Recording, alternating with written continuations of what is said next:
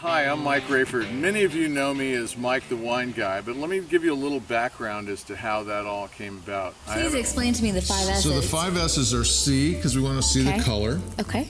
Then we swirl, Okay. and that lets air come into the wine. No matter what you've heard or read about, until you're here and experience the place firsthand, it's hard to imagine a place more representative of lifestyle, creative expression, individuality, and diversity. The next phase coming up shortly is going to be bud break. I know. That's when things get exciting in Napa Valley. It is. I think this is probably it's basically the mountains that are over here. The Vaca is part of the Stag's Leap region. We're down here in the cave, and this is just one of my favorite parts of wineries. I mean, there really isn't a part I don't like, because Napa Valley is really known for Cabernets, and especially big Napa Valley cabs. And then, we know we want to have a certain amount of, raw fish dishes and vegetable focused dishes. It's because when you have a list that is 60 pages with 20 to 30 selections on each page, that adds up to quite a bit. And Napa, this is welcome a to beautiful time Napa. to be here. We're happy to be in business, and slowly as the region's starting to open up again.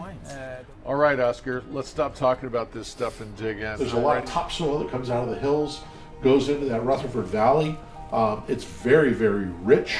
Wow. We only make 300 cases of Cabernet. We make 150 cases of Petit Syrah. The story here at Davis Estates in some ways is like many others, but when you get to know the people here and see just how intense the situation was, and that their fast thinking and taking action became critical to the ultimate survival of this place as well as their own survival, it really puts things into perspective.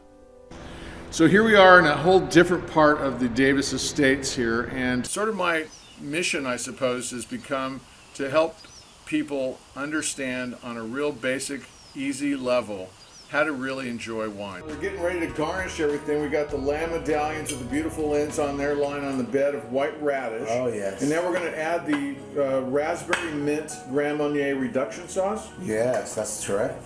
So here we are after an amazing journey of culinary expertise here with Chef Linzioni. A lot of you have this. I've been over to your house and I've seen this in your junk drawer. And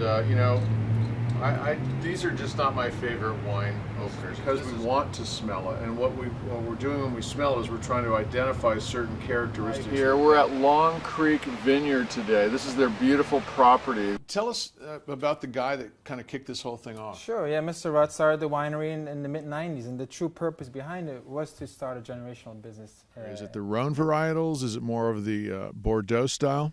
So the beauty of the climate we're in is really 95% of the varietals are going to work well out here.